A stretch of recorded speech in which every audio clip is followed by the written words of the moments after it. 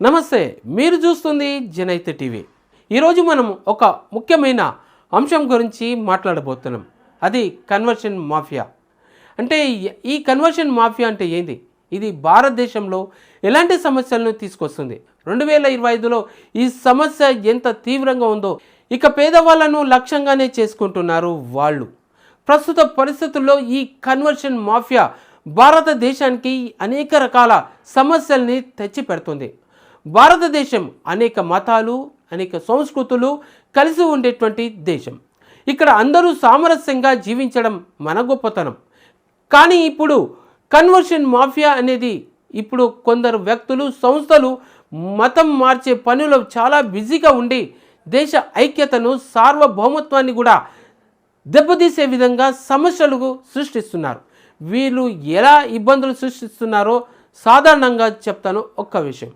So ముఖ్యంగా పేదవాళ్ళని వీరు టార్గెట్ చేస్తారు.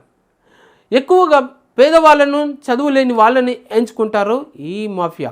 వీళ్లకు డబ్బు, ఉచిత విద్య, ఆసుపత్రి ఇట్లాంటి సాయం చేసేసి ఆశ పెట్టి మతం మార్చుకుంటారు. ఇలా చేయడం వల్ల గ్రామాల్లో, పట్టణాల్లో గొడవలు అనేది స్టార్ట్ అవుతాయి. అందరూ కలిసి ఉండే వాతావరణం కాస్త చెడిపోతుంది. సమాజంలో చీలిక తెచ్చేటువంటి ప్రయత్నం కూడా చేస్తారు వీళ్ళు. అంటే అందరూ కలిసే ఉండే చోట ఏదైనా ఒక సమస్యను సృష్టించి దానికి ఉద్వేగభరితంగా మాట్లాడేటువంటి ప్రయత్నం చేస్తారు.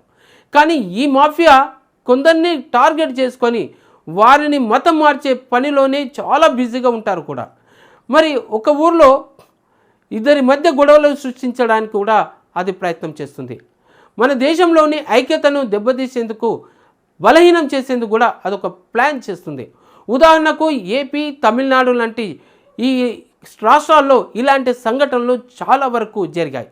మన దేశ భద్రతకు ముప్పు తీసుకొచ్చేటువంటి ఈశాన్య రాష్ట్రాలు, సరిహద్దు ప్రాంతాల్లో ఉన్నటువంటి ఈ కన్వర్షన్ మాఫియా ఎక్కువగా పనులు చేస్తూనే ఉంటుంది. ఎక్కువ మందిని టార్గెట్ చేస్తూ మతం మార్చే పనులు చాలా బిజీగా ఉంటారు.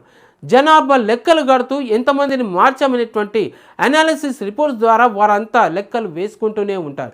ఇది చూసి బయటి దేశాలు కూడా మన దేశంలో ఉన్న మన దేశాన్ని అస్థిరపరచడానికి కూడా ఉపయోగించుకోవచ్చు.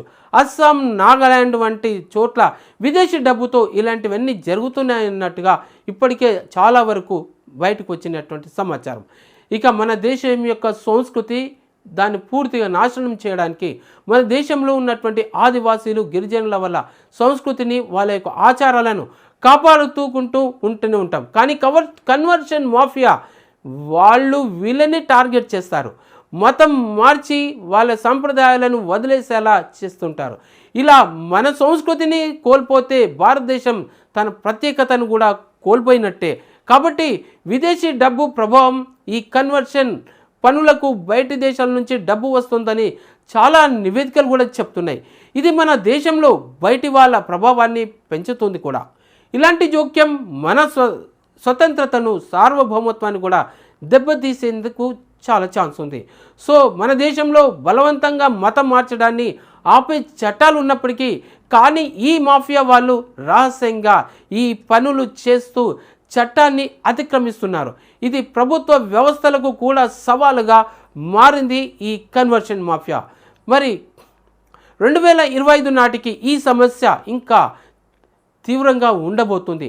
ఆంధ్రప్రదేశ్, తెలంగాణ లాంటి రాష్ట్రాల్లో ఈ మతం మార్పిడి ఆరోపణలు అనేది తరచూ ఎక్కువగా వినిపిస్తున్నాయి.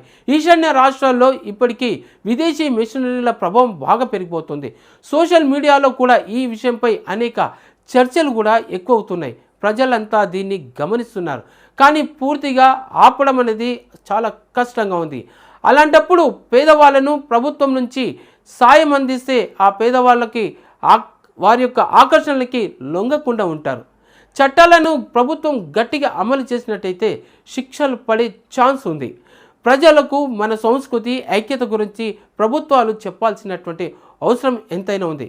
సో కన్వర్షన్ మాఫియా మన దేశంలో శాంతిని, ఐక్యతను, సంస్కృతిని దెబ్బతీసే ప్రమాదం ఉంది.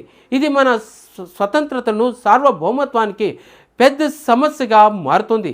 దీన్ని ఆపడానికి అందరం కలిసి పనిచేయాలి. లేకపోతే మన దేశం గొప్పతనమే దెబ్బతినే ప్రమాదం ఉంది. ఈ వీడియో మీకు నచ్చినట్టయితే దయచేసి సబ్స్క్రైబ్ చేయండి, 10 మందికి షేర్ చేయండి. మీ అభిప్రాయాలను కామెంట్ రూపంలో మాకు తెలియచేయండి.